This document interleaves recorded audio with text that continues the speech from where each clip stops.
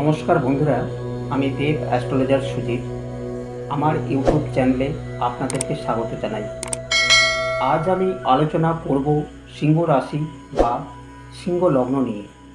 August মাস কেমন যেতে চলেছে সিংহ রাশির জাতক জাতিকাদের।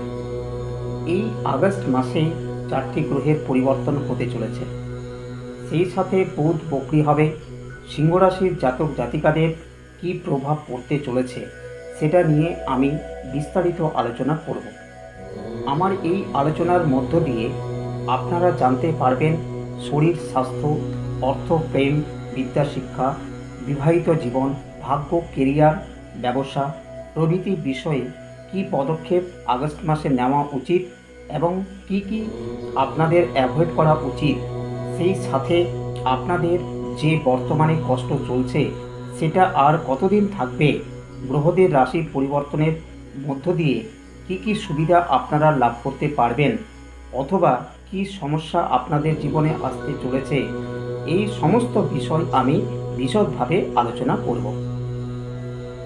তবে মূল আলোচনায় যাওয়ার আগে বলবো, যারা এখনও পর্যন্ত সাবস্ক্রাইব করেননি তাদের কাছে আমার অনুরোধ, সাবস্ক্রাইব করুন এবং অল নোটিফিকেশান ক্লিক করে সঙ্গে থাকুন।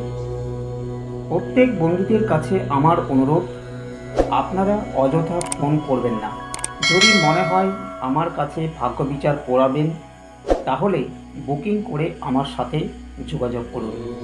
আমি অনলাইনে ভাগ্য বিচার করে থাকি এবং 24 ঘন্টার মধ্যে আপনারা নিজেদের ভাগ্য আমার কাছ থেকে জেনে নেবেন অথবা হোয়াটসঅ্যাপে মেসেজের মাধ্যমে ভাগ্য বিচার পাবেন। এবার মূল আলোচনায় প্রবেশ করব, তবে তার আগে বলবো লাইক শেয়ার করতে ভুলবেন না। আপনাদের লগ্ন যদি হয়ে থাকে সিংহ, তবে আমার সমস্ত কথাটাই মিল পাবেন আপনাদের জীবনের। আগস্ট মাসের শুরুতে সিংহ রাশিতে বুধ এবং শুক্র এই গ্রহ অবস্থান করছে। সবার প্রথমে আপনার কথাবার্তাতে পরিবর্তন আসবে। রাশিতে শুক্র থাকার ফলে পুরনো কোনো কলা কৌশল আর্ট ছেড়ে দিয়েছিলেন, নতুন করে সেগুলো শুরু করবেন, সেগুলোতে সফলতা পাবেন। এই ছিল এই মাসের দুটি বড় ঘটনা। রবি সিংহ রাশিতে প্রবেশ করবে। দ্বিতীয় স্থান অর্থাৎ কন্যা রাশিতে কেতু অবস্থান করছে। সপ্তম স্থান অর্থাৎ কুম্ভ রাশিতে শনি মহারাজ শশ নামক রাজযোগ তৈরি করছে। অষ্টম স্থান অর্থাৎ মীন রাশিতে রাহু গোচর করছে। দশম স্থান অর্থাৎ বৃষ রাশিতে বৃহস্পতি অবস্থান করছে। মঙ্গল মিথুন রাশিতে প্রবেশ করবে। সবার আগে জেনে নেব সিংহ রাশির জাতক জাতিকাদের শরীর স্বাস্থ্য কেমন থাকবে। 16ই আগস্টের আগে শরীরের দিকে খেয়াল রাখতে হবে।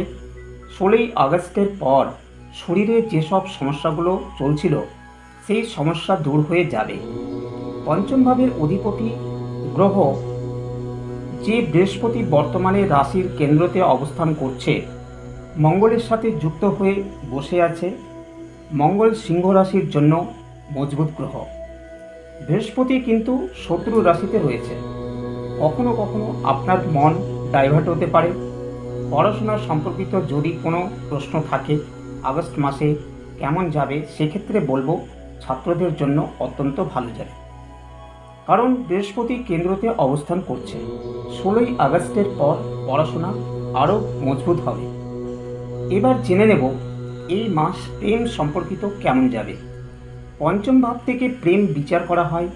আগস্টের শুরুতে কথা কাটাকাটি হওয়া, পুরনো কোনো বিষয়ে একই কথা বারবার বলার জন্য এবং নিজেকে প্রমাণ করা, এই সব বিষয়ের জন্য দুজনের মধ্যে সম্পর্ক খারাপ হতে পারে। না চাইলেও ঝগড়া অশান্তি হতে পারে। 10ই আগস্টের পর সমস্যা ধীরে ধীরে দূর হবে।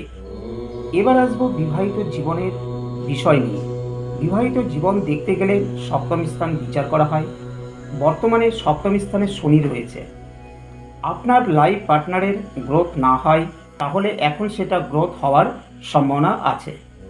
যদি ফিনান্সিয়াল গ্রোথ বা ব্যবসা যদি করে থাকে লাভ না হয় তাহলে সেই জায়গাটাই পসিবিলিটি দেখতে পাওয়া যাচ্ছে। আর বৈবাহিক জীবনে যথেষ্ট ভালো রয়েছে এবং কিছু কিছু জায়গায় খারাপ রয়েছে। বিশেষ করে আপনাদের মধ্যে জেদ, রাগ এবং এগুলো থাকার জন্য আপনাদের মধ্যে মিসআন্ডারস্ট্যান্ডিং তৈরি করবে। স্বামী স্ত্রীর মধ্যে একগুঁয়ে স্বভাব থাকবে, আবার দুজনে মিলে কোথাও ঘুরতে যেতে পারেন। সন্তান নেওয়ার যোগ এই মাসে ভালো আছে। এবারে আসবো ভাগ্যস্থান।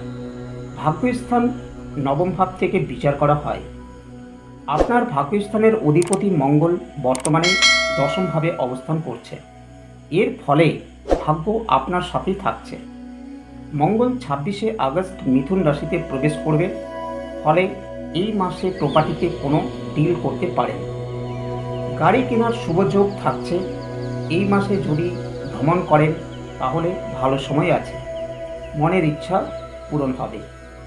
আর যারা চাকরি করেন তাদের প্রমোশন হবে, কাজের প্রশংসা পাবেন। যাদের চাকরি নেই তাদের 15ই আগস্টের পর চাকরি পাওয়ার সম্ভাবনা রয়েছে। আর যারা ব্যবসা করেন তাদের বলবো এই মাসে ব্যবসা ভালো হবে, আগামী মাসগুলোতেও ভালো হতে যাচ্ছে। সিংহ রাশি, আমার এই আলোচনা কেমন লাগলো আমাকে কমেন্ট করে জানাবেন। আর যারা লাইক শেয়ার করেননি তারা এখনই করুন, সাবস্ক্রাইব না করে থাকলে এখনই করুন। এবারে আসবো আপনাদের জন্য প্রতিকার নিয়ে। এই মাসে আপনাদের জন্য শুভ রং থাকছে লাল এবং সবুজ। আর মহা উপায় হলো সকালে স্নান সেরে তামার ঘটিতে জল ও একটি জবা ফুল নিয়ে এবং একটি ধূপকাঠি নিয়ে সূর্যদেবের উদ্দেশ্যে জল অর্পণ করবেন। তার সাথে হনুমান চালিসা পাঠ করবেন। ভিডিওটি এখানেই শেষ করলাম।